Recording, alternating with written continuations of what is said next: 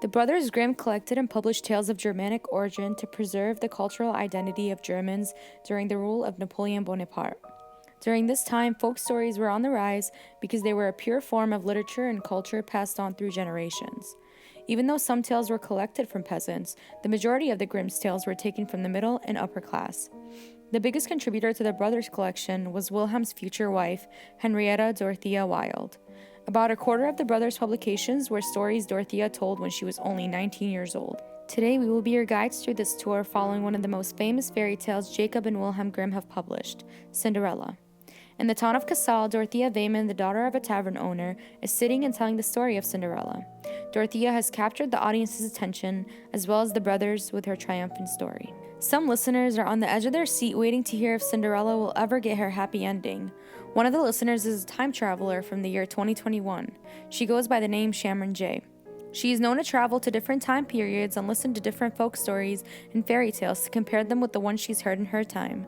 While Shamron listens to Dot's story, she recalls the Disney version of the story and notices that the Grimm's tale is much more gruesome and less kid-friendly.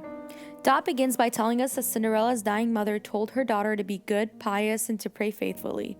But I don't remember Cinderella having a mother or a father in the Disney story. In the Grimm's version, Cinderella's father was remarried to a wicked woman with 2 daughters. The trio made Cinderella their servant, forcing her to clean, make food, and sleep on the floor while it was covered in ash.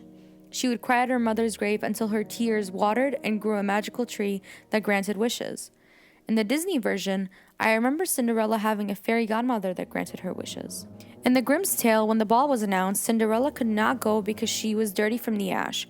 However, the stepmother told her she would allow her to go if she could pick up the lentils dumped into the ashes on the floor. Cinderella called onto her birds for help with the lentils. In the Disney version, Cinderella sang to her mice and birds to help her with the household chores. Dot mentions Cinderella wishing on the tree by her mother's grave for a dress to appear. However, in the Disney version, the fairy godmother used her wand to give Cinderella her dress, her glass slippers, and turned a pumpkin into a carriage. Cinderella got to the ball and the prince chose to dance with her for the 3 days. However, the way she escaped was different in the Grimm's version.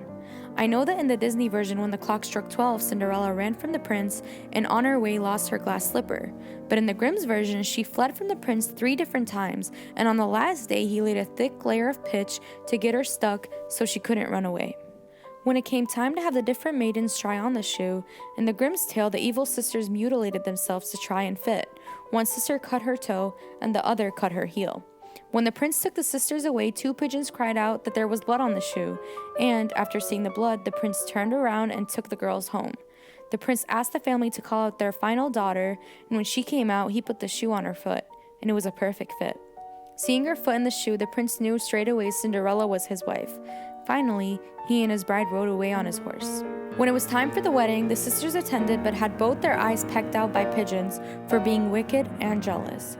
From what I remember, the Disney version of the story was much more PG. In the Disney version, the sisters' feet were just too big to fit, but Cinderella's was perfect. In the Disney version, the prince took Cinderella away, and they were married to live happily ever after. As the day turned into night, Dot began to tell her final story, All Kinds of Fur. This was a story I'd never heard before. It seemed very ominous, and I noticed the children were afraid. All Kinds of Fur was unlike any story I'd heard. The king had unnatural love for his daughter. After his wife passed away, he wanted to marry her because she was just as beautiful as his late wife. The story revolved around the princess escaping her abusive father. The story would never find fame in America during my time. People would be disgusted and horrified that a father wanted to marry his own daughter. Famous fairy tales I know are about evil stepmothers and princes that save princesses' lives, not about a princess escaping her own father because he could not control himself. The king did not take no for an answer, but before the princess agreed, she asked for 4 wishes of her father, 3 dresses, and a cloak from different pelts and fur from animals in the kingdom. Her father completed the tasks and declared that they would be married the following day. With no hope of changing her father's mind, the princess took her valuables and ran as far as she could. She was found sleeping in a hollow tree by a neighboring kingdom's huntsman. They believed her to be an animal and decided to take her to the castle to serve in the kitchen. Just like Cinderella, there was a ball one day, and while working, All Kinds of Fur wanted to take a look. These fairy tale characters really like dancing. The cook agreed, and All Kinds of Fur ran to her cubbyhole to take out the dress that glistened like the sun and put it on. She danced with the king at the banquet and then went back to work. She was asked to make bread soup for the king, so she hid one of her valuables in it, a golden ring. The king enjoyed the soup, but was surprised at the ring in the bottom of his bowl. He questioned the cook if he cooked the soup, but he admitted it was all kinds of fur. She was asked, but the king got no answer about the ring. All kinds of fur repeated this 2 other times. On the final day of the banquet, while the king was dancing with her, he sneakily placed the golden ring on her finger. The dance was over, and she tore herself loose to run back, change, and make bread soup again. She ran to the kitchen to make bread soup and put a golden reel in the bottom of the bowl. The king found the reel and asked to see all kinds of fur. When she came out, he saw the ring he'd put on her finger while they were dancing. He grabbed her and tore off her fur cloak that was hiding the dress that glistened like the stars. The king finally realized that she was the most beautiful girl he'd ever laid eyes on. He told All Kinds of Fur that she would be his bride. Unlike any other princess story I know, All Kinds of Fur changed her fate by deciding to run away from home. Other princesses would wait for Prince Charming to save them.